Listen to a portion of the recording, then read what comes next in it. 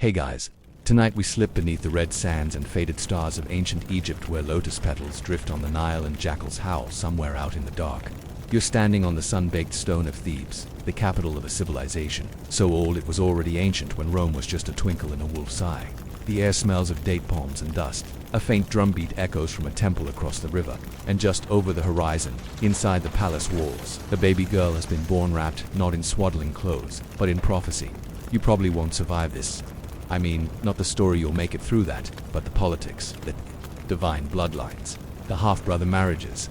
Yeah, good luck keeping your family tree UNTANGLED. So, before you get comfortable, take a moment to like the video and subscribe, but only if you genuinely enjoy what I do here. And hey, drop your location and local time in the comments. I love knowing who's drifting off where. Now, dim the lights, maybe turn on a fan for that soft background hum, and let's ease into tonight's journey together. You feel the sun rising over the cliffs of Deir el-Bahari, warm and golden, as baby Hatshepsut is nestled in the arms of a wet nurse. The walls around her whisper with names like Thutmose and Amos, royal blood, thick with destiny and expectation. Her father, Thutmose I, is a man of military grit and ritual precision. Her mother, Amos, is no slouch either. Together they form the sort of power couple that could commission obelisks before breakfast and decree festivals by sunset. But you're not here for the parents. You're here to follow Hatshepsut, a baby born to a world that doesn't quite know what to do with a brilliant girl holding a crown-shaped destiny. The palace is a busy hive of polished stone, painted frescoes and scribes hunched over scrolls that smell faintly of goat and ink. You toddle along behind a servant carrying the newborn, and every adult eye watches her like she's more than just a royal child, like she's already marked by the gods. In a way she is. Mainstream fact alert. Royal children in Egypt were often raised in separate quarters, cared for by elite tutors and nurses. They weren't exactly playing stickball with commoners. Hatshepsut's education would be steeped in theology, rhetoric, hieroglyphics, and etiquette so precise that it could probably be weaponized in a formal banquet. The girl grows fast, and so do expectations. She listens at doorways, priestly chants long before she's supposed to, and watches how everyone moves when her father enters a room.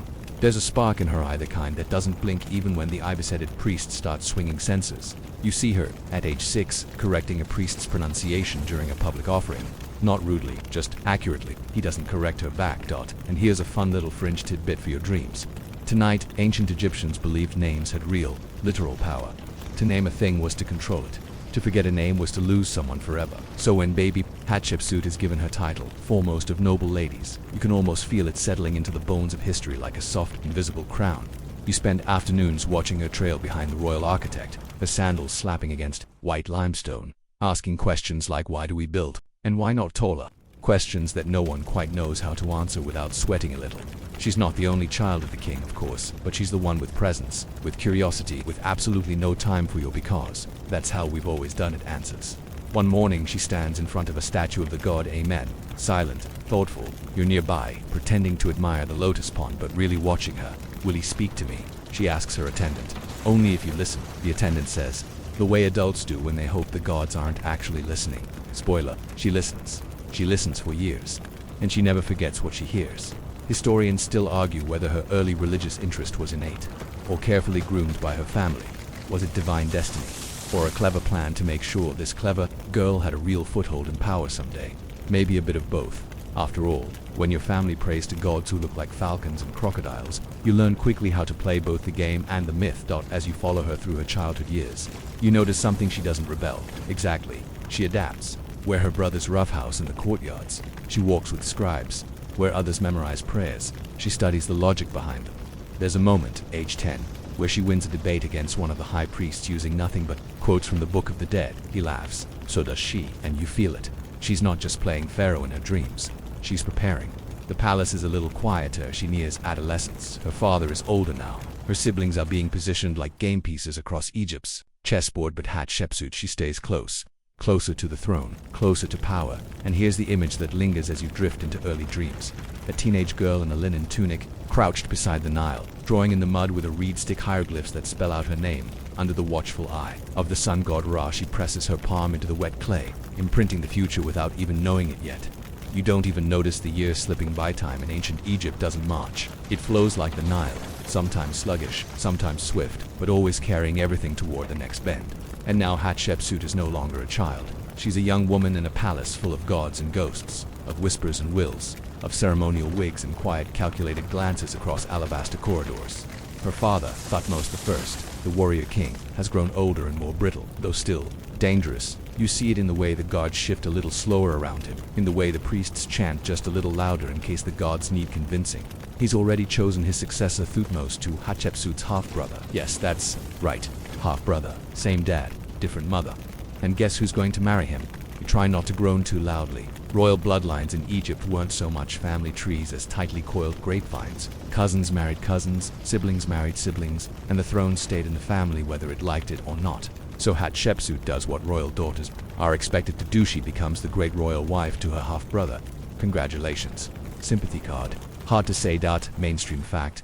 Royal sibling marriages were not scandalous in ancient Egypt. In fact, they were encouraged among the elite to preserve the divine bloodline, as pharaohs were considered living gods. Marrying your sibling wasn't taboo, it was theology. And yet, you notice something odd, something deliberate. Hatshepsut doesn't disappear into the background. She's not a quiet wife with a collection of perfume bottles and polite silences.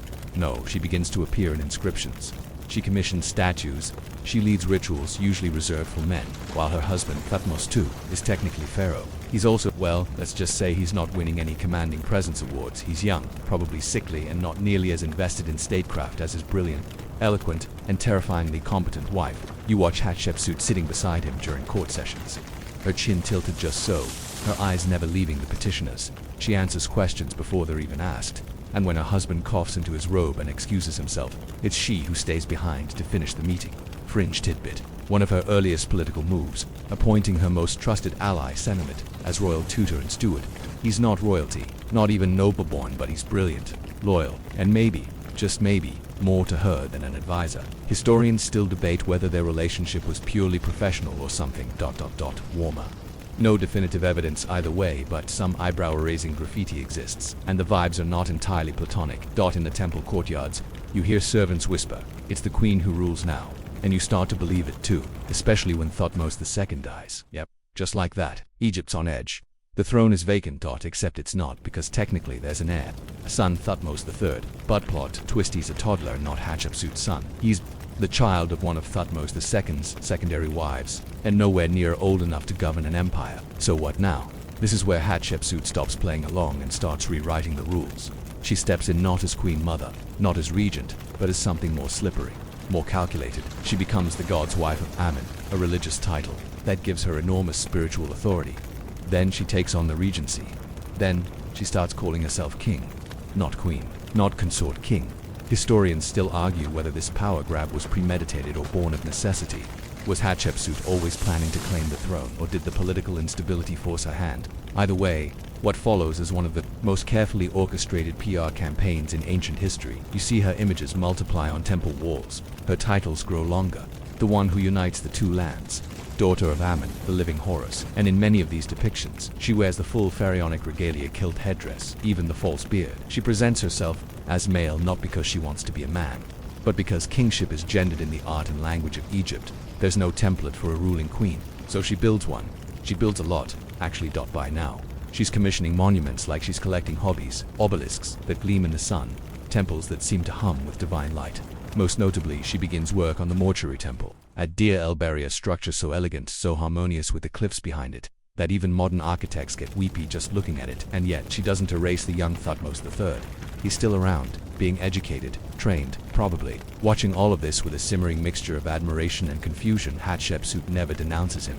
She just, who holds the spotlight. There's a moment, quiet, early morning. Sandstone warm beneath your feet when you watch her stand alone at the edge of a temple courtyard. She closes her eyes. The air smells of incense and desert, and you get the sense that she knows exactly what she's doing. Not everyone is thrilled, of course. You hear the murmurs of conservative nobles, the disapproval of certain priests, a woman as king. What's next? Crocodiles in the treasury. But here's the thing, Hatshepsut is good at it, really good. Trade increases, temples flourish, the people are fed. She sends a massive expedition to Punt, a land of incense and ivory, and strange creatures with long legs and blank stares. The mission returns with myrrh, trees, and gold. Propaganda, sure, but also progress. Still, you can't help but notice the pressure, the tightrope she walks. Every decree must land just right. Every carving must reinforce her legitimacy. Every appearance must drip with authority. She's not just ruling, she's performing kingship. You walk with her down palace halls late at night. past stone lions and lotus-shaped torch holders. She doesn't speak, but her steps echo like drumbeats. You wonder, does she sleep well, or does the crown press even when she lies down? You wake to the scent of cool sandstone and myrrh. Another day, another sunrise warming the red and gold columns of the great temples. Hatshepsut is deep into her reign now, and Egypt, frankly, looks good under her leadership. The priests are singing her praises literally, and the palace buzzes with both ambition and caution. You join the procession winding through Karnak's courtyards, where columns rise like petrified papyrus stalks. Hatshepsut walks at the front, wearing the striped Nena's headdress and a ceremonial beard that sways slightly as she moves. She carries a staff carved with lotus blooms and ankhs. Behind her, scribes scramble to record everything, brush to papyrus, ink flying, mainstream historical fact. Hatshepsut's reign was marked by peace and prosperity. Unlike many of her predecessors, she didn't lead Egypt into endless wars. Instead, she focused on internal development, temple construction, and international diplomacy. It was a golden age in the most literal sense. You see it in the art, two carvings that are more refined, softer somehow. Hatshepsut's temples depict her not only as pharaoh, but as divine. In one bold series of reliefs, she's shown being conceived by the god Amen himself, a propaganda masterpiece that suggests she wasn't just chosen by men, she was picked by the gods. But not everyone's clapping. Some officials nod, then glance sideways. A few of the old military elite grumble over wine cups. You even hear a joke whispered between scribes. Next, she'll be claiming she's a sphinx's daughter. Still, you have to admit, she knows how to play the game. She doesn't abolish old traditions, she reshapes them. There are still offerings to Amen, still state festivals and river processions. But now her name is front and center. And that name is everywhere, on obelisks, lintels, temple gates, fringe tidbit. She sent stoneworkers up the Nile to carve obelisks from granite quarries at Aswan. These weren't just tall, one was the tallest in Egypt at the time. Some weighed hundreds of tons. Transporting them required engineering skills that still puzzle modern historians. And of course, she had them gilded to catch the first light of morning sunlight, made solid. You walk past one such obelisk and crane your neck to read the inscription. Her titles roll like poetry: daughter of Amen, beloved of the gods, mistress of Upper and Lower Egypt, who brings order to chaos. Not modest, but effective. And then there's Senemat Agwan, always nearby, always silent in public but quietly omnipresent. He manages her construction projects. He tutors her daughter Neferia. His tomb, unusually elaborate for someone of his rank, contains statues depicting him holding Nefior on his lap like a father. Historians still argue whether their bond was purely professional, or if something warmer flickered beneath the gold and granite. You suspect the truth, as always, lies somewhere between scroll lines. Neferia herself becomes more visible now, featured in temple inscriptions, participating in rituals. Is she being groomed as heir? Possibly. But fate, as you'll soon learn, has a few left turns in store. Back in the palace, you catch a glimpse of Hatshepsut removing her headdress in the privacy of her chamber. Her shoulders sag. The weight of power doesn't come off with the regalia, it lingers. She stares into a polished bronze mirror, her reflection warped slightly, as if the gods themselves haven't decided what shape she truly takes outside. A priest prepares incense for the daily temple rites. You smell sandalwood, honey, and burning myrrh. The sky over Thebes is turning the soft blue of linen robes. Everything feels steady, and yet, somewhere deep in the vaults of your gut, you sense the first tremors of change. The boy King 3 is growing up. He's no longer the toddler with uncertain steps and oversized crowns. He's now a teenager, tall and sharp-eyed, learning the art of war, the rules of court, and the delicate dance of patience. You've seen him in the practice yard, slicing straw targets with bronze blades, his jaw tight with concentration. He trains like someone preparing not for ceremony but for conquest. Hatshepsut keeps him close, but not too close. He's given responsibilities, priestly duties, temple appearances, inspections of fields and storehouses, but never the full reins. She's still king. He's still junior Kurula, a title that's more polite than powerful. Historians still argue whether she was grooming him for succession or sidelining him indefinitely. Was she hoping to secure her own dynasty through Neferia instead? Was she buying time, keeping Egypt stable until he matured? Or was she afraid he'd undo everything she'd built? You walk past a courtyard where two guards are debating quietly, cautiously. Did you see him at the river yesterday? One says. Led the inspection like a general king's shadow. The other replies, still a shadow. But shadows, as you know, can grow very long, especially at sunset. Meanwhile, Egypt flourishes. Trade routes stretch like golden threads from Nubia to Punt to the Levant. Markets are stocked. Temples gleam, no invaders test the borders. And in the capital you hear songs that rhyme Hatshepsut's name with divine favor still. There's tension in the air like silk pulled too tight. You sense that somewhere, out in the western desert, the gods are flipping through their cosmic calendars. And back in her garden courtyard, Hatshepsut walks alone, surrounded by myrrh trees from Puntias, the very ones her expedition brought. Home their leaves rustle like whispers. You wonder, does she hear them too? You hear the sound before you see the scene, stone clinking against stone, rhythmic and endless. The sun has barely crested the eastern cliffs, but already the valley echoes with labor. You follow the noise, weaving between ox carts and scaffolding, until the grandeur of G0 unfurls before you like a mirage rising from the cliffs. It's Hatshepsut's mortuary temple, still under construction, and it doesn't look like anything Egypt has built before. The design is terraced, elegant, rising in levels that echo the cliffs behind it, part temple, part landscape, a fusion of architecture and nature, as if someone told the mountain to grow a temple and it simply obeyed. You're told Sen himself helped design this. Of course he did. He's always one step behind her vision, scribbling in notebooks, shouting gentle corrections to masons and artists. Today he wears his dusty linen workrobe and a scowl of concentration, ducking beneath a beam as he consults with a sculptor carving one of the divine birth scenes into limestone. Mainstream historical fact, Djeseru remains one of the most architecturally significant temples in all of Egypt. Its symmetry, axial layout, and integration into the natural landscape were revolutionary. This wasn't just a funerary structure, it was a political statement carved in stone. Hatshepsut wasn't just borrowing old symbols of kingships, he was upgrading the software. You stroll along the colonnade where rows of square pillars line up like disciplined soldiers. The artist's bold, vivid carvings show Hatshepsut suckling at the breast of the goddess Hathor or seated beside Amun as his divine child. It's propaganda, sure, but beautifully done. One relief catches your eye on expedition to Punt, the mythical land of incense and exotic animals. Giraffes, frankincense, trees, panthers, and baboons all appear with delightful inaccuracy. The queen of Punt, rotund and cheerful, greets the Egyptians in her strange hut and stilts. It's part fantasy, part documentary. Fringe tidbit. Some modern scholars think Hatshepsut's team may have reached modern-day Eritrea or Somalia. The expedition brought back not only rare resins but also live Mertreza feet few rulers ever accomplished. They were planted in Karnak's temple gardens, and yes, you might just have passed one on your way here. The heat intensifies as you move to the upper terrace, where two obelisks are being prepared for installation. These aren't full-size like the ones in Karnak, but they glint just as fiercely in the sun. You pause to admire a detailed Hatshepsut depicted kneeling before the gods, but in the image, she's both male and female. It's a reminder of the balancing act she performs every day. Behind you, a group of young apprentices laugh as they carry pigments for fresco work. One trips, splattering red ochre across his tunic. The others hoot and tease, but help him clean it off. You smile, some things never change. Even in a city of gods, a breeze kicks up dust across the courtyard, and you cover your face with a linen scarf. Through the haze, the temple seems to shift, part monument, part mirage. Hatshepsut's name is inscribed everywhere, always framed by the twin cartouches of pharaonic authority. You run your fingers along one inscription and feel the raised grooves, still fresh, still sharp. You turn a corner and find a quiet alcove where a scribe is composing a hymn. His voice is low, but you catch fragments. Lady of two lands who speaks and it becomes truth, who calms the Nile with her glance, who builds as the gods built the world. He's not writing for the public. This is personal worship. You step away to give him space. The devotion feels thick in the air, almost tactile.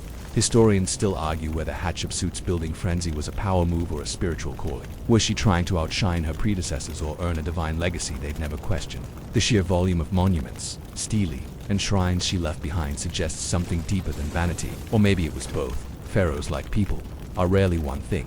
You descend the processional ramp that connects the terraces wide enough for two chariots side by side, though none pass today. Instead, a line of priests ascend, carrying trays of offerings, bread, beer, figs, and garlands of blue lotus. They chant as they walk, and you can't help but fall into step behind them. Just for a moment, it feels ceremonial, like the air itself demands reverence. At the base of the ramp, a young girl sells tiny amulets shaped like scarabs. She presses one into your hand for luck, she says before darting off. The amulet is cool and smooth, etched with hieroglyphs you only half understand. Still, you pocket it. Never hurts to have a little divine insurance. The afternoon light turns the cliffs golden, and Djeseru seems to glow from within. Workers begin to pack up their tools. A sculptor smooths the folds of a granite cloak. An overseer checks his ledger. Sonomet, ever in motion, scribbles more notes and disappears into the shadows of the colonnade. You head back toward Thebes, your feet coated in dust, your head heavy with stone and sunlight. Behind you, the temple watches like an old god learning new tricks. You suspect it will still be standing long after everyone here has become dust and pigment. You glance back one last time. A heron lifts off from the edge of the cliffs. In the wind, you hear the distant echo of a hymn, rising like incense. You wake the next morning to the low murmur of a market already alive with bargaining, chickens squabbling, and merchants shouting over one another like it's a competitive sport. It's early, but not too early for gossip, and Thebes no surprises, humming with it. Everyone wants to know what Hatshepsut will do next. She's already crowned king. What more could possibly be in store? You meander through the crowd, brushing past linen canopies and baskets of dates, until you overhear two priests whispering about a new decree, something about land donations to Ammon's temple. Another strategic gift, of course. Nothing in Hatshepsut's reign happens by accident. You drift closer and pretend to inspect some barley while listening in. Mainstream historical fact: Hatshepsut gave massive endowments to Ammon's cult during her reign. Cattle workers, even entire towns. Not only did this secure divine favor, but it also ensured political backing from the priesthood. A win-win, unless you were a rival noble wondering why your fields suddenly belonged to the gods. You pass under an archway and find yourself in the cool shade of the temple quarter. Here, the pace is slower. You pause at a stall selling papyrus scrolls, some blank, others crowded with script. A scribe offers you a sample. It smells faintly of resin and ink. You thank him and keep walking, and then, out of nowhere, you hear it singing, not just any singing.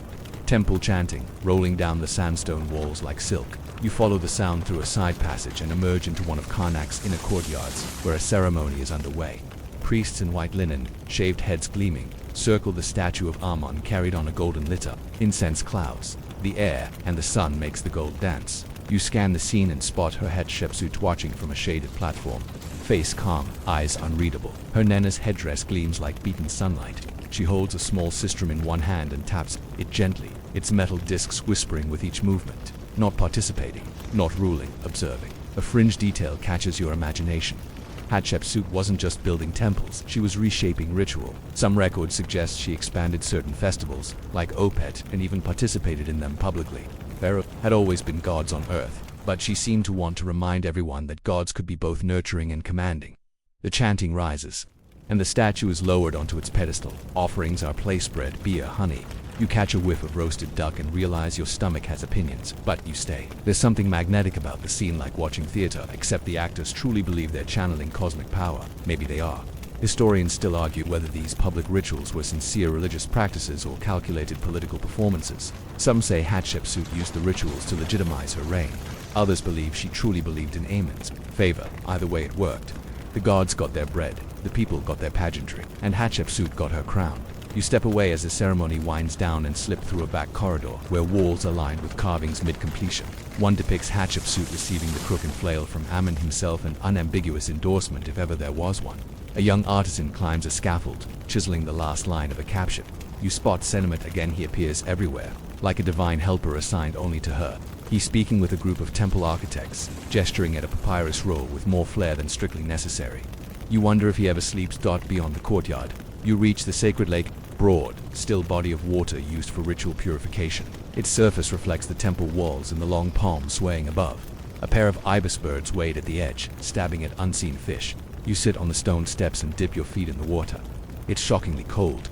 A group of initiates walks past, chanting low and fast, like they're late to something important. Their teacher follows behind, correcting their rhythm with claps. One girl sticks out her tongue when he turns away. You smile. Religion might be serious, but teenagers remain eternal. You're pulled back to thoughts of Hatshepsut. It feels like to be worshipped and questioned in equal measure. To be called Pharaoh and that woman in the same breath.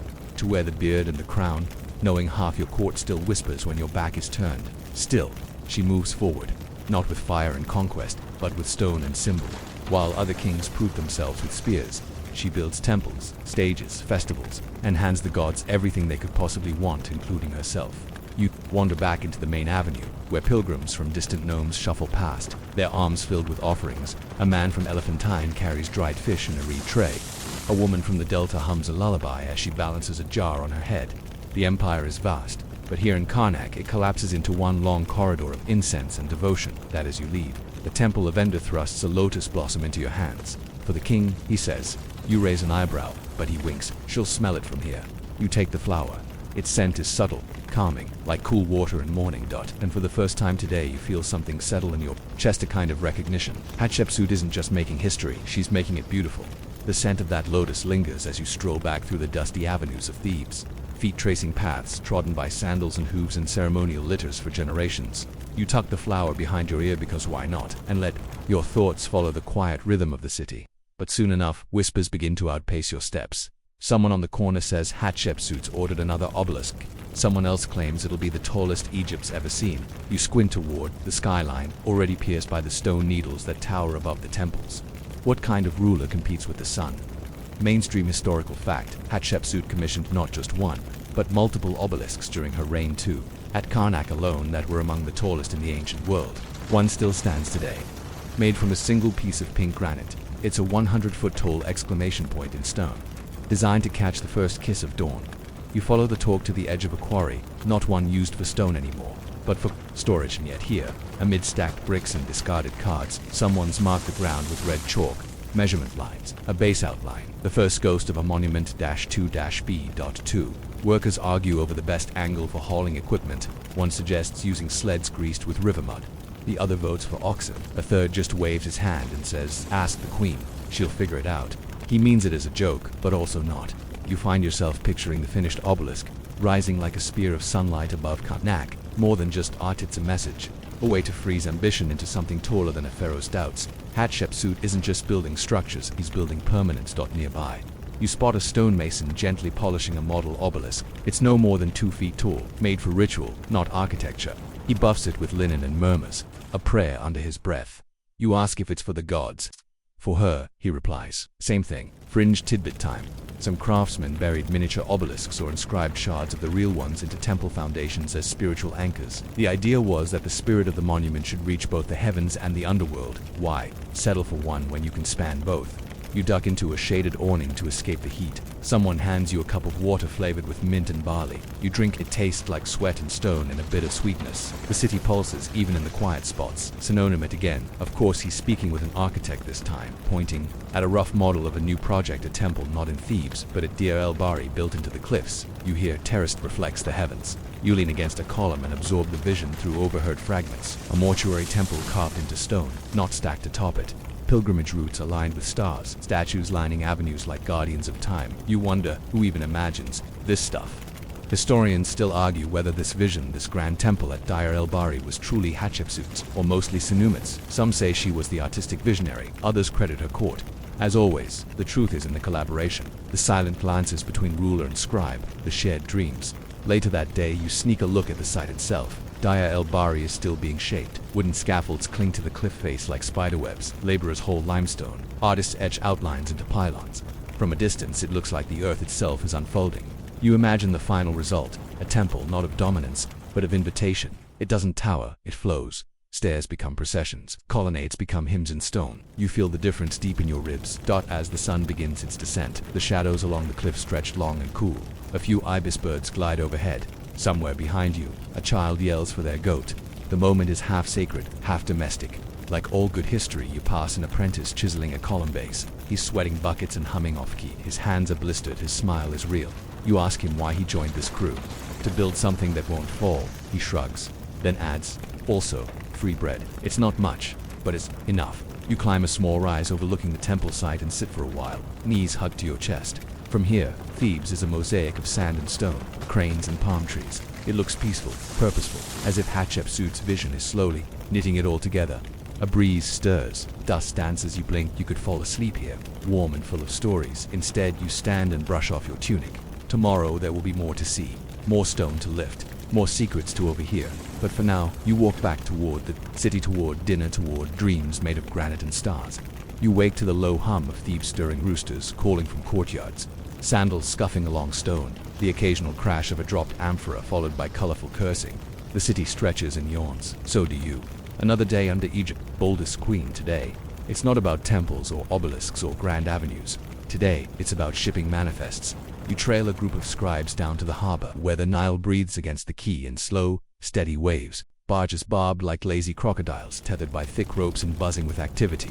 Workers offload crates of incense, bundles of cedar, and rows of ceramic jugs whose contents you can't quite identify and wouldn't taste either. Mainstream historical fact. During Hatshepsut's reign, long-distance trade flourished. Egypt re-established contact with distant lands, most famously with a mysterious kingdom called Punt. Historians still marvel at her trade fleet, enormous wooden ships built for deep-sea travel, not just Nile cruising. You spot one of these ships, at anchor, now flat-bellied with twin sails furled like wings at rest. It looks like it shouldn't float, but does. Painted eyes decorate the prow, staring into the river mist like they know something you don't. Closer to shore, officials are double-checking inventories on long scrolls, scribbled in neat, hieratic script. You peer over one scribe's shoulder and catch the list. Myrrh, ebony, gold, baboons. Baboons, yep. Apparently they were part of the diplomatic package. Fringe tidbit. One record describes a group of foreign diplomats bringing Hatshepsut alive. Giraffe, no idea how they got it onto the boat. Possibly bribed it with acacia leaves. Or flattery. As you walk the length of the docks, you notice another ship being prepared for departure. Supplies are being loaded: water jars, pickled fish, ropes, jars of honey sealed in wax. At the helm stands a captain with sun-scorched skin and a silver pendant shaped like a lotus. He squints toward the horizon and mutters, "Punt or bust." You pause at a shaded stall near the docks and snack on flatbread spread with lentil paste. A young girl offers you dried figs for a smile. You trade one reluctantly, then three more, because why not? Breakfast diplomacy. And there it is, etched into a limestone stele nearby Hatshepsut's famous punt expedition. A carved story of ships and wonders, of strange animals and lavish gifts, of a pharaoh queen asserting her reach beyond the desert winds. You run your fingers across the raised lines. Even stone sings when it's carved with pride. Historians still argue whether Punt was in modern-day Somalia, Eritrea, or Yemen. Some even suggest it may have been a symbolic land, a mythological mirror of Egypt. The truth, somewhere in the waves, probably sipping date wine and refusing to be pinned down. You head inland again, back toward the temple sites, and pass a warehouse. Inside, bundles of myrrh sap drip slowly into clay bowls. The scent sweet, smoky foreign makes your eyes water a little. Hatshepsut didn't just want riches, she wanted fragrance. Her reign smells like prayer. In another room, an artist is sketching an image of the punt queen short wide, with bowed legs and thick jewelry. He's trying to make her look regal and ends up with something oddly adorable. He sighs and starts again. Accuracy versus flattery, the eternal struggle. You overhear a merchant arguing with a guard over import tax. This ostrich feather is for religious use, he insists. The guard raises one eyebrow. It's strapped to your hat. The merchant adjusts it sheepishly, religiously stylish. Then, everywhere you turn, the city feels wider, fuller, as if the reach of Egypt is literally filling its streets with new sights, smells, and sounds. Punt wasn't just a place, it was a statement, a way of saying we go farther than you thought. You end the day at the temple reliefs, newly carved and still dusty. One shows the voyage, ships laden with loot, sailors battling wind and waves. Hatshepsut seated calmly beneath a canopy, gaze fixed ahead like she's already tasting the myrrh. Lean close and see something odd: teeny baboons carved on deck, leaping and grinning. It's not majestic, it's hilarious. You chuckle, and a passing priest gives you a look. You nod solemnly. "Blessed be the baboons," you whisper. He doesn't laugh. You do. As the sun begins its descent, the river shimmers gold, and the boats become shadows against the glare. You find a quiet perch on a stack of palm baskets and let the scent of myrrh and dried fish waft over you. Thebes exhales. So do you. Tomorrow, maybe Hatshepsut will order another monument, or expand a granary, or sponsor a hymn. But today, she opened Egypt's arms to the sea and said, "Send me wonders," and the world answered. You wake to the tapping of chisels echoing through sandstone corridors. Somewhere nearby, a worker sneezes, curses in ancient Egyptian, and goes right back to smoothing a glyph. You sit up and stretch to dead. You're visiting the heart of Hatch Vision, the monument to end all monuments. Her mortuary temple at Deir el-Bahri. You hike westward, crossing the river again beneath a sky so blue it looks manufactured. Thebes stretches behind you, then fades into palms and dust and chatter. You climb through cliffs that seem to rise like ribs from the earth bones of ancient gods. Maybe, and then it appears. Hatshepsut's temple. Even from a distance it defies expectations. 3 perfect tiers cut clean into the cliff face, each lined with colonnades so symmetrical it's like the goddess Mat herself handed over the blueprints. No disorder here, no whimsy, just pure, deliberate grandeur. Mainstream historical fact. Deir el-Bahri wasn't just a pretty face. It served as a cult temple for the deified Hatshepsut and as a center for rituals to amend the chief god of the time. It was sacred space, power flex, architectural marvel all rolled into one. You ascend the long sloping causeway. Goats graze lazily nearby. A vendor tries to sell you a model obelisk hand-carved, limited edition, and a tour guide waves a palm frond while describing the majestic female pharaoh who ruled like a man.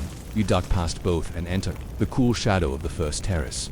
Fringe tidbit. Some scholars believe this temple was designed in part to echo Mentuhotep II's older temple just next door, an architectural dialogue across dynasties. Others think Hatshepsut just wanted to show him up. You stroll along the colonnade, scenes leap from the walls reliefs, showing the great punt expedition. Incense trees being planted in temple gardens, offerings stacked like divine groceries. Hatshepsut herself appears again and again, often in masculine garb, wearing the pharaoh's beard and kilt. She's there in hieroglyphs, commanding and serene. flanked by gods who seem perfectly content with her company if they mind the gender. Bend they're not saying. You turn a corner and find the famous scene, Hatshepsut's divine birth. Amen, disguised as her father, is shown visiting her mother, Queen Amos, to conceive a child of godly essence. Midwives attend the birth. The infant Hatshepsut is presented to the gods like a perfect offering.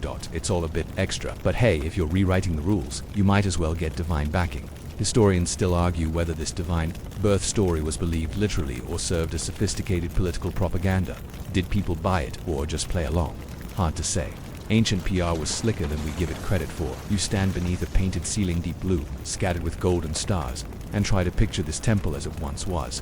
Not silent ruins, but buzzing with priests, processions, smoke, and songs. It must have felt like standing inside a hymn. You climb to the second terrace.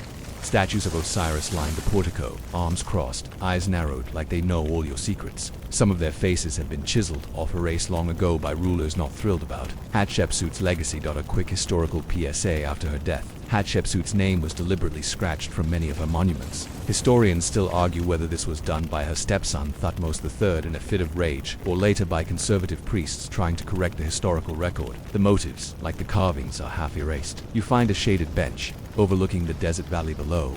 The temple practically hugs the cliff, built with such harmony you'd think it grew from the stone, but it didn't. It was chiseled, hauled, measured, planned, brick by brick, line by line. You watch a stonemason at work, restoring a faint inscription with the gentlest touch, like waking a god without disturbing their dream. You want to ask him what it says, but he's in the zone. Temple silence is a real thing.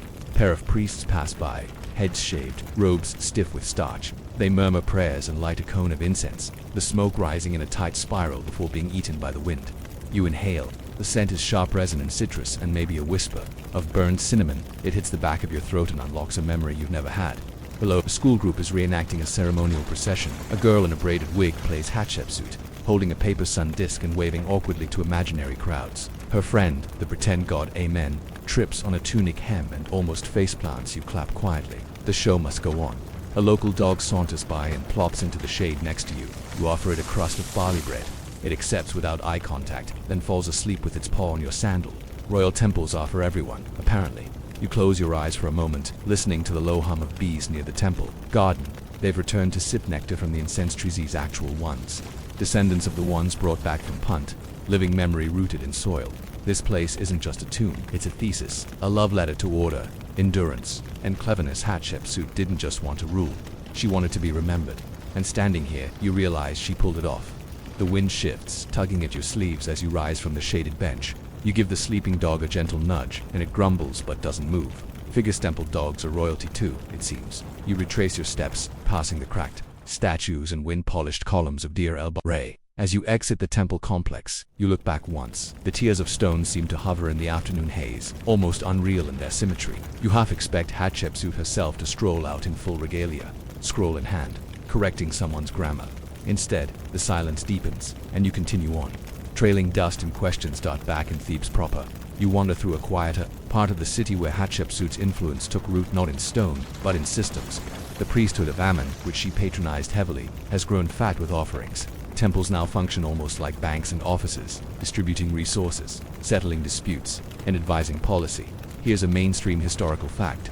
By Hatshepsut's time, Ammon's cult had ballooned into one of the most powerful economic forces in Egypt. Temples owned land, employed scribes and artisans, and collected tributes in amounts that would make your modern tax office weep with envy. You duck into one of these side temples, smaller than Karnak, but humming with activity. Scribes hunched over red scrolls, young novices polishing altars, the smell of oil and parchment thick in the air. A priestess gives you a tired nod as she adjusts a bronze bowl on the offering table. You realize that religion here isn't just belief, it's bureaucracy with incense. Fringe tidbit. Some of the temple staff weren't just administrators, they were astronomers, healers, even weather watchers. These weren't just holy jobs, they were science-adjacent roles that carried serious responsibility. After all, if you messed up the lunar calendar, the gods might get cranky, and cranky gods tend to smite. You pause beside a carved wall niche, tracing the outline of a familiar name, Hatshepsut. Again, though, here her titles have been scraped just faintly, as though someone started the erasure and then lost interest. A half-vanished legacy. It's a little haunting, like seeing a ghost half smiling through broken glass. Historians still argue whether this partial erasure was calculated or clumsy. Was it a strategic cleanup or a bureaucratic oops? Some believe Thutmose III intended only a subtle fading of a memory enough to reassert his dominance without provoking civil unrest. Others think it was a later campaign by purists uncomfortable with her audacity. Either way, the results are uneven, like someone tried to delete a queen with a dull knife. You exit the temple and find yourself at the edge of the artisans' quarter where the people who carved, painted, and designed Hatshepsut's legacy once lived. Their homes are modest, but full of life. A child runs past with a bundle of papyrus strips. A potter sits hunched over a wheel, coaxing clay into shape with the focus of a sculptor and the exhaustion of a parent. You step inside one of the homes, a narrow room lined with pigments and brushes. The artist here is old, missing a few teeth, but his hands move like they remember every line of a cartouche. He doesn't say much, just offers you a stool and points at a nearly finished portrait of Mat, the goddess of order. You nod, admiring the delicate lines, balance, symmetry, truth, all things Hatshepsut championed. All things this man has painted for a lifetime. His fingers are stained with red ochre and indigo. His eyes are still sharp, even if his knees no longer are. You sit in silence for a moment, both of you staring at the goddess, as if waiting for her to blink. Outside, the sun dips lower, brushing the city in amber. The clink of copper tools, the crack of amphora lids, the murmur of early evening songs drifting from doorways. It's all part of the same melody, a city winding down, a people remembering their day. You rise and thank the artist, who grunts once, waves vaguely, and turns back to his pigments. You suspect he was painting before Hatshepsut was born and might still be painting when the next dynasty rolls through. That's dedication, or stubbornness, or both. As you walk the narrow streets back toward the river, you pass a group of women weaving linen. Their laughter rings like wind chimes, sharp and bright. One of them is singing something about crocodiles and wine and the perils of love. You don't understand all the words, but the tune sticks in your head anyway. A teenage boy struts past, with a basket of onions balanced on his head and a smirk on his face. Fresh for the afterlife, he says to no one in particular. You laugh out loud. This city is alive in every stone, every joke, every half-remembered hymn. And Hatshepsut's fingerprints are still here, not just in the temples, but in the rhythm of daily life. In the women who manage shops, in the scribes who write clean and think clever, in the fact that her story is still being told, scraped or not. You reach the riverbank just as a flock of ibis lift from the reeds, their wings flashing white against the dusk. Somewhere nearby, a flute begins to play. Not perfectly, but with heart you close your eyes. And Hatshepsut's face flickers again, not the idealized one carved in granite, but something softer. A clever girl in a palace courtyard, rearranging the rules like stones in a game. A ruler in a lion's body. Your daughter who dared to rewrite the family tree. And now, with your sandals dusty and your head pleasantly full, you make your way toward the boat. You step onto the boat gently, feeling the sway beneath your feet as the oarsman gives a small nod. He's older, weathered by sun and river, with arms like worn rope and a gaze that's seen far too many dynasties rise and fall. Without a word, he pushes off, and the little craft glides into the current. The Nile stretches wide and golden before you, reflecting the soft streaks of cloud and the first hints of evening. The breeze off the water carries a scent both ancient and familiar, papyrus, fish, and time itself. You exhale slowly. This is the kind of calm that invites sleep even while you're sitting upright. As the city of Thebes drifts behind you, your mind lingers on one figure, Hatshepsut. There are still so many missing pieces, so many things historians can't quite agree on. Her reign is like a half-remembered dream shop in some places, blurry in others. Impossible to piece together without filling in the gaps with guesses and sighs. One mainstream historical fact floats to the surface. Hatshepsut's reign was one of peace, prosperity, and innovation. Egypt thrived under her leadership. Trade flourished. Architecture soared. Tombs were filled with beauty instead of casualties. No major wars scarred the land during her time, just construction dust and the scent of incense drifting from temple halls. But you also think of the fringe tidbit that doesn't make it into textbooks. Hatshepsut may have worn ceremonial false beards during public appearances, not just once or twice, but consistently. Not because she wanted to pass as male, but because that's what the role demanded. Kingship had symbols, and she used them all, beard included. It's hard not to respect someone who said, "Fine, I'll wear the beard, now give me the throne." The debate, of course, is never ending. Historians still argue whether her portrayal as male was a calculated move to maintain stability, a genuine shift in identity, or simply an ancient PR stunt with excellent stonecutters. Some insist she needed to erase femininity to govern. Others believe she wielded both roles at once, neither disguising nor denying, just expanding the definitions. The truth, somewhere between beard glue and divine right. The boat passes a clump of papyrus where a pair of frogs sit, croaking in tandem. The sound is oddly musical, like a reed instrument trying to tune itself. You smile. The Nile provides a soundtrack, even when no one asks it to. On the western bank, the hills begin to rise, and the shadows stretch like lazy cats. The valley beyond hides more than just tombs, it holds the dreams of rulers, the secrets of queens.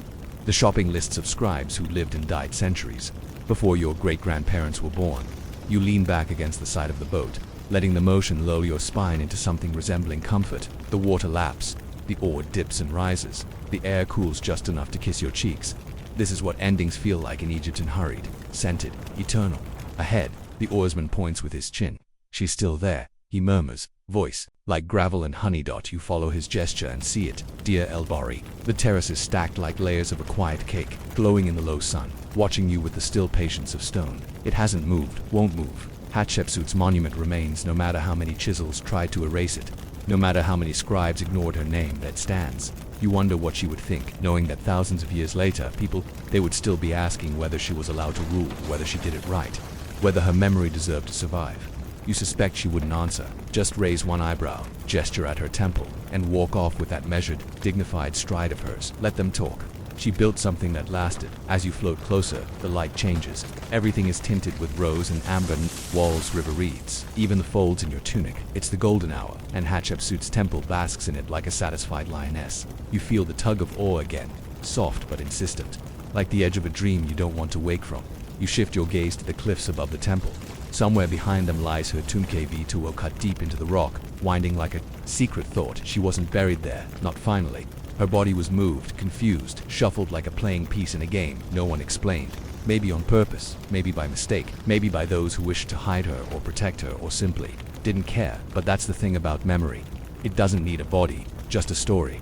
You pass under a narrow bridge where two children are dangling their legs and shouting nonsense words to hear their echoes. One of them drops a reed into the water and cheers when it floats the right way. You wave as you go by, and they wave back as if you're royalty returning home down in that moment. You kind of are, because you've walked Hatshepsut's halls. You've imagined her in sandals and silk and stone. You've listened to the river, the stones, the unanswered questions.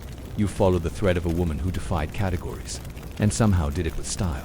You look down at your hands, dusty, tired, strong, not royal hands. Maybe, but they've held a history tonight. That counts for something. As the boat bumps gently against the dock, you rise slowly, stretch, and step onto the land again. The Nile behind you whispers farewell, and Hatshepsut, she's still watching.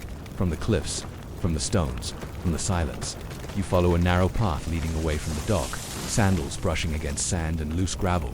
The walk is uphill, slow and steady, each step guided by the soft golden light that thickens like syrup as the sun dips lower. Ahead, the columns of Dire El-Bari loom larger, their symmetry a quiet kind of majesty. Columns like ribs, terraces like breaths. This temple feels alive. Somehow you pause at the base of the lowest terrace, where faded stone lions once stood watch. Their faces are weathered now, like old storytellers who've been asked the same question too many times. You run your fingers along the edge of one paw. It's cool, even in the late heat. Stone always remembers the night. There's something unshakably bold about Hatshepsut's mortuary temple, not just in its scale, but in its location. Right up against the cliffs, no hedging, no hiding. Most rulers built close to other tombs, clinging to tradition. She carved his story into the rock and dared anyone to forget her mainstream. Historical fact, Dire El-Bari's design was revolutionary. Instead of mimicking older, blocky temples, it used terraces, ramps, open courtyards, inspired by Mentuhotep II's layout nearby. Sure, but expanded, elevated. It wasn't just a place for rituals, it was a performance. Architecture as autobiography. She didn't just want to be buried, she wanted to be remembered beautifully. You climb the first ramp slowly, each step hollow sounding against the polished stone. Birds wheel overhead, their cries distant and spare. In the courtyard, a few columns still stand tall, shadows striping the floor like a forgotten sundial. Carved scenes along the walls flicker in the light. Expeditions to Punt. Gods offering Ankhs, Hatshepsut herself in different postures of power. One image shows her suckling from the goddess Hathor, a divine daughter. Another shows her as Osiris's arms crossed over her chest. Every pose is deliberate. Every line a declaration, I belong here. You catch yourself whispering, you do, but here's the quirky tidbit of the section, one that always gets glossed over. Hatshepsut's temple originally had fragrant gardens, actual incense trees, myrrh saplings from Punt, planted in neat rows. Imagine walking through this place not just in heat and hush, but with perfume in the air. Foreign trees growing where they had no business growing, just because she wanted Egypt to smell like a victory. That trade mission to Punt, not just about gold or leopard skins. She brought back roots and soil. She wanted to plant her legacy. Literally, Historians still argue whether she truly ruled alone or was always propped up by male advisors, most notably Cinnamon. Was he her steward, her architect, her lover, a genius administrator who knew his place? There's no consensus. The statues are silent. The tombs are polite. The evidence, frustratingly, is incomplete. You walk beneath a lintel and into the shade of the hypostyle hall. It's cooler here, echoing. The stone feels heavy with breath, as though the gods themselves are holding theirs, listening. You reach a side chamber and find a faded carving of a boat with a canopy, probably symbolic of her divine journey through the afterlife. It reminds you of the one you just stepped off of, life imitating art, or maybe just catching up to it. You sit for a moment on a low step and pull out your water skin. The drink is lukewarm now, but it does the job. Your body thanks you with a sigh. Your mind is still elsewhere, half in the past, half hovering above the temple like a curious ibis. Something about this place refuses to let you feel tired. Or rather, it lets you feel tired in the right way. Like you've earned it, like the stones have waited all day to share their weight with you. You trace the hieroglyphs near your knee. Some are chipped, names erased, faces defaced. This wasn't just time, it was effort. Someone tried to scrub her out of history. After her death, her stepson and successor Thutmose III ordered her name and image removed from monuments. Sledgehammers were involved, chisels, grudges, probably, but they didn't finish the job, not fully, not here. You walk the final terrace slowly until you reach the sanctuary at the top. It's darker here, cooler. Light slants in through narrow openings, catching on dust and the occasional beetle scuttling past. The sanctuary once held statues, maybe one of Amen, maybe one of her, maybe both. The gods, after all, didn't seem to mind sharing with her. You kneel for a moment in the hush, not praying, not really, just recognizing what it took to build this, to rule for 2 decades, to speak through stone, to be a woman in a line of kings and still insist calmly, confidently, I am Pharaoh. You rise again, bones creaking. Outside, the wind is picking up, whispering across the cliffs like the temple itself is exhaling. You take one last look at the courtyard, the ramps, the mountain behind it all. Then you turn and begin the walk down behind you. Hatshepsut temple glows a little longer in the dusk. Your steps crunch softly on the gravel as you descend from the temple terraces, each footfall nudging you closer to the world of the living again. Behind you, the cliffs of Deir el-Bahari loom like silent judges watching, but not unkindly. You pause once to glance back, expecting to see the structure dim in the setting sun, but somehow it holds the light just a little longer. Some buildings refuse to fade. The road back winds through the Theban necropolis, a desert hush blanketing the path. The Valley of the Kings lies not far away, hidden like a secret in the cliffs, but you're not headed there. You've seen enough tombs for one day. Instead, your route follows the rhythm of sunset toward the river, toward the soft pulse of boats and lanterns, and towns waking up for the evening meal. Hatshepsut's later years aren't carved as boldly into the stone as her rise was. Her reign, softened in its final chapters, less building, more consolidating, less spectacle, more strategy. She had done the work, the temples were raised, trade had returned. Egypt was stable, smugly so. She was no longer proving she could rule, she was simply ruling. Mainstream historical fact. Her final years are largely quiet in the record, especially for a pharaoh. No sweeping campaigns, no foreign conquests, just administrative work, temple upkeep, perhaps the odd festival thrown, to keep the gods smiling. In ancient Egypt, boring meant things were going well. You pass a shepherd herding a few goats along the path, their bells jingling faintly in the dusk. He nods to you, you nod back. Some gestures haven't changed in thousands of years. What's fascinating, quirky even, is that some scholars believe Hatshepsut may have stepped back before she died. Maybe she knew the tide would turn, that her memory wouldn't be protected. Maybe she began retreating from inscriptions, leaving space for Thutmose III to step forward. Or maybe her name just wasn't carved as often because she didn't care anymore.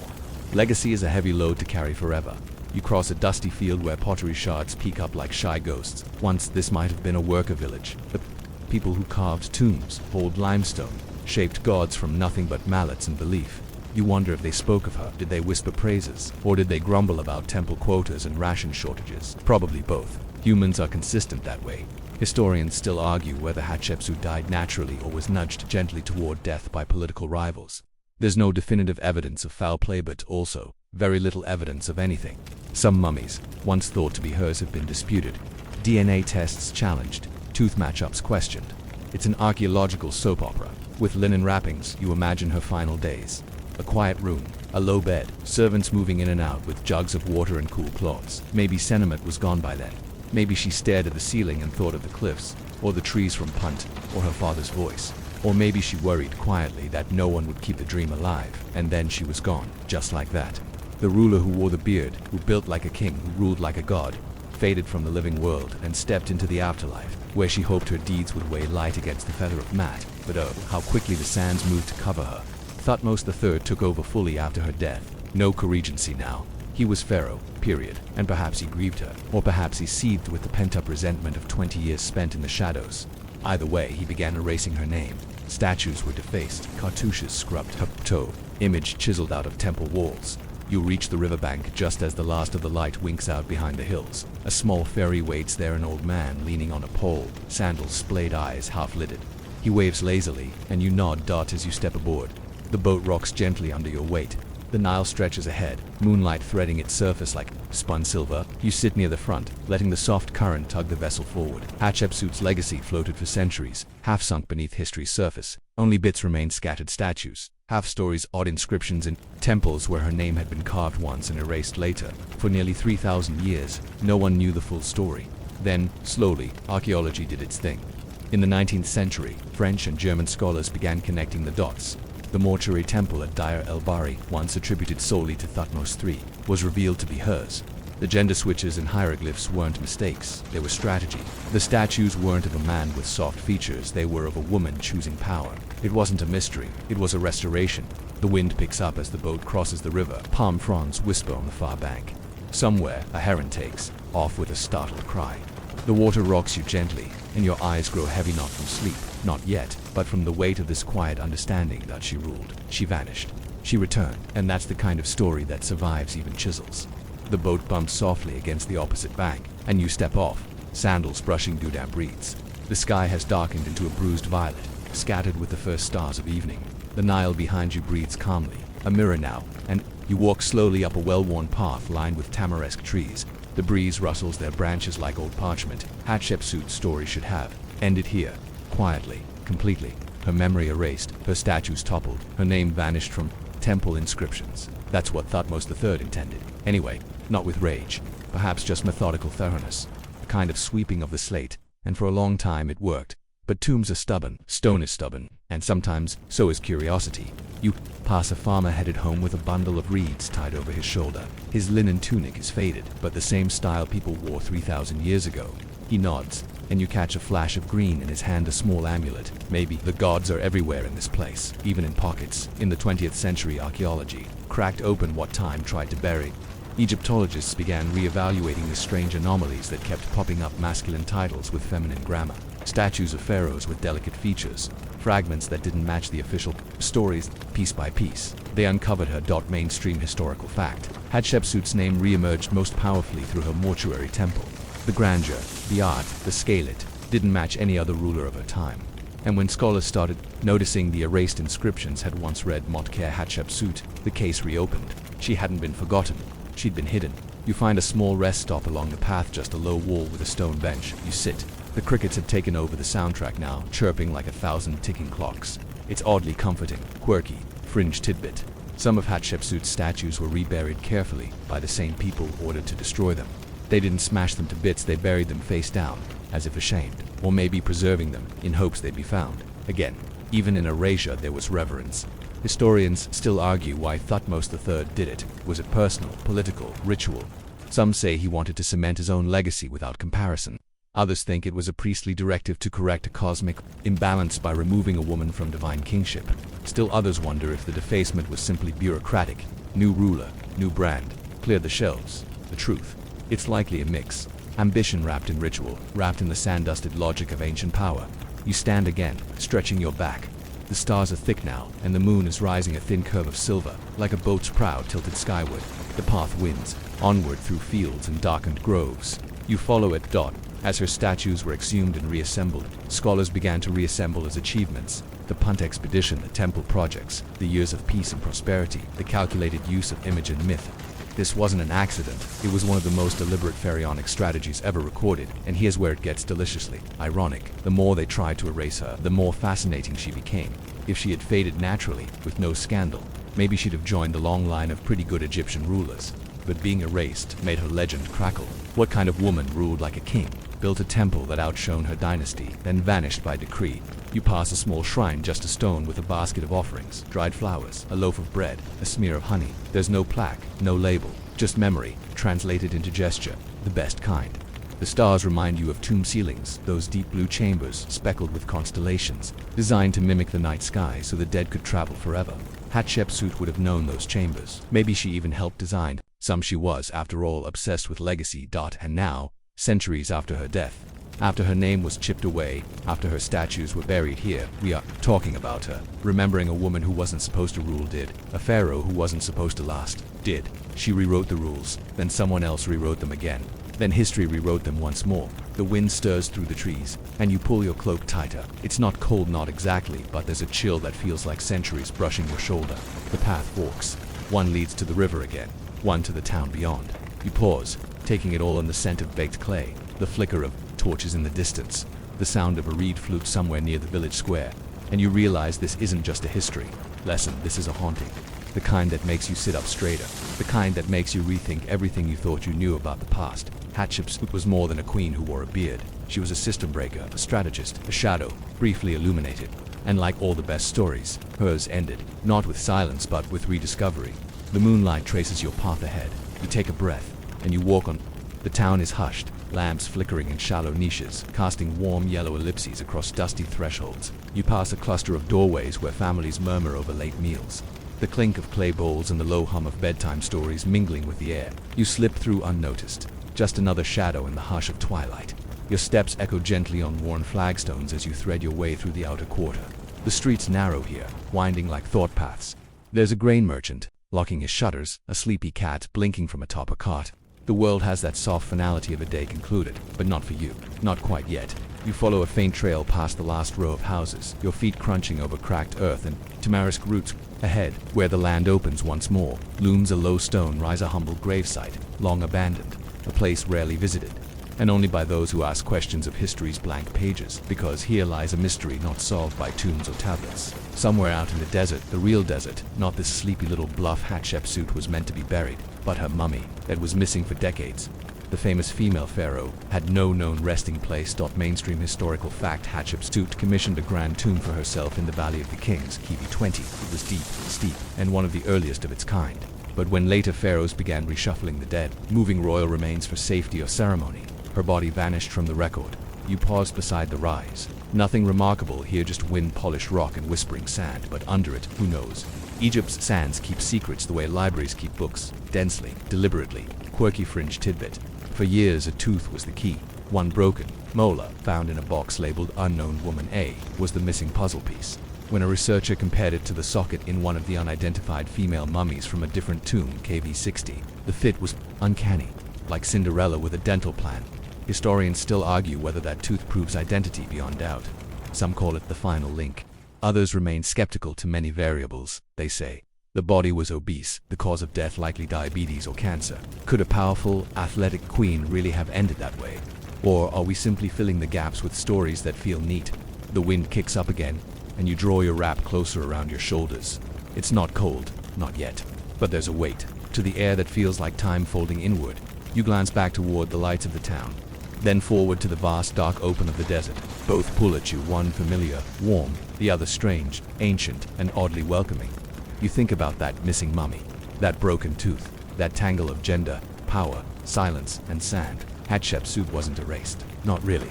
She was obscured, misfiled, misunderstood. Maybe you are too. In your own way, you keep walking. The ground crunches beneath your steps, gravel dust, the crumbling edge of civilization. A ways off, a dog barks twice and is quiet again. Above, the stars bloom fully now, heavy and bright. This sky has seen it all. The rising of pyramids, the fall of dynasties, the lonely wanderings of the curious and the lost. You imagine Hatshepsut looking up at the same sky, maybe from her palace terrace, or from the prow of her ship sailing to Punt, or from the roof of her beloved temple. Maybe, late at night, she wondered if her story would survive, if anyone would ever whisper her name after it was chipped away. Well, here you are, whispering dot. You reach a bend in the trail where a cluster of sycamores lean low, their leaves clinking together like chimes. You rest a hand against one. It's warm from the sun's memory. Everything here remembers. The moon has climbed high, washing the land in silver. You can see the shape of Thebes in the far distance, now a jagged silhouette, crowned with tombs and temples. Beyond it, the Valley of the Kings sleeps. And somewhere inside that hollow rock, her name still waits, carved and recarved, hidden and found. It's strange, you think, how death doesn't always end a life. Hatshepsut died, but her story, it got rewritten, repeated, resurrected, and maybe that's the best any of us can hope for. You pull out your last piece of bread, dry and sweet. You break it slowly, bite by bite. It tastes like dusk and resolve. Not quite a feast, but something close to contentment. The path turns downhill again. You begin the descent slowly, moonlight leading the way. Your thoughts drift unspooling behind you like a ribbon through temples and tombs, gardens and gossip, legacy and loss. And as the wind picks up, soft but sure, you hear it, not words, not song, just the hush of a name being remembered. Hatshepsut. Queen of Egypt. King of Egypt. Architect of her own myth. The trail dips once more, soft underfoot with layers of dust and old papyrus stems. You slow your pace. It's not just weariness, it's reverence now. You're walking the final leg of Hatshepsut's story, and something inside you resists rushing it. You want this to last, just a little longer.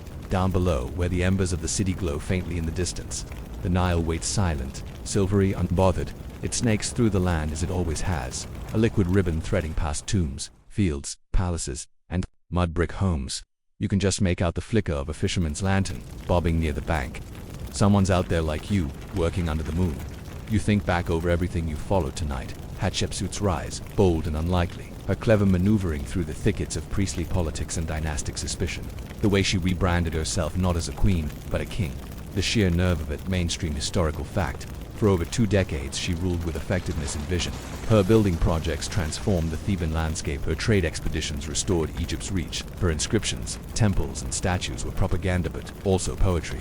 She did what she said she'd do and said it with stone. And yet, her successor, Thutmose III, tried to erase her, chisel her name from the walls, replace her image with his own. Scholars still argue whether this was personal revenge or political necessity. Some say he waited years out of respect before striking her name. Others suggest his advisors pushed for it, wanting to scrub clean a confusing precedent. A woman, Pharaoh. Dangerous idea for truth. Likely tangled as truths often are. But here's what matters. Hatshepsut came back anyway, not literally of course. No tomb inscription shattered into resurrection. But in a dusty museum drawer, in overlooked temple carvings, and the edges of history books where her name reappeared like a stubborn weed dot, and eventually stories like this one, you stand now, at the edge of your own garden plot. Not in Egypt, not in stone sandals, but still, it feels appropriate. The smell of soil, the hush of night, a breath between things. You reach down to touch the leaves of a plant, mint, maybe, or lavender. Your fingers brush the textured surface. It smells fresh, clean, almost sacred. Quirky fringe tidbit. Some believe Hatshepsut wore a specific perfume blended from myrrh and imported spices. Legend says she even had incense trees transported from Punt and planted in her gardens. The first recorded act of transplanting foreign flora. Pharaoh meets botanist. The sky above you is velvet black now, with stars crowding so thickly they feel close enough to stir with a finger. The constellations twist slowly overhead. Somewhere in that scatter is sobbed at the goddess star the Egyptians called Sirius. Her rising meant the flood, the lifeblood of the Nile. And isn't that what stories do? Rise again, flood our thoughts, carry silt from the past to nourish the present. You sit right there in the garden, right where you are. No throne, no incense, no gold dot, just dirt under your nails and the quiet company of a long-dead queen who never really left out. The wind rustles nearby trees. A dog barks in the distance. Your breath slows, and you imagine her Hatshepsut standing at the threshold of her temple, looking out over the Nile, aware, perhaps, that she was doing something bold, or maybe not. Maybe she just wanted to rule well, to build well, to be remembered not as a novelty, but as a leader who got things done. She did. You remember her. That's enough. You close your eyes. The earth is warm beneath you. The stars drift above. The world, somehow, still turns. Word count. 1050 awaiting. Continue. Wind down 300 words. And now, let it all begin to soften. The last traces of Hatshepsut's story fade gently into the background, like incense rising from a burnt offering, spiraling upward, dispersing into quiet. You feel your shoulders loosen, no longer carrying the weight of temples or timelines. Let them go. Let the stone statues return to stillness. The courtly whispers dissolve into sand. The pages of the past close softly around her name. You are warm now, surrounded by the hush of night, your body heavy with rest. The light outside your window might still glow, or maybe it's gone already, leaving only the ambient murmur of life nearby. Maybe a fan, maybe distant traffic, or just the hush of silence, like fabric against your cheek. The story lingers. Sure, a few images stay tucked behind your eyelids. A temple, a carved name, a woman with a false beard and a kingdom in her grip. But even those begin to drift, becoming lighter, gentler, less urgent. You don't have to remember every fact. You don't Have to get it right on a quiz. The history can rest now, just like you, because you were there. You walked the courtyards, you whispered the name, you honored her in your own quiet way, simply by listening. Let that be enough, and now allow the breath to slow. Inhale once more deeply, gently, let it go, let the body sink into softness. The bed is your boat, the night, your Nile, and the stars above they'll keep watch. You're safe, you're home, you've earned your sleep.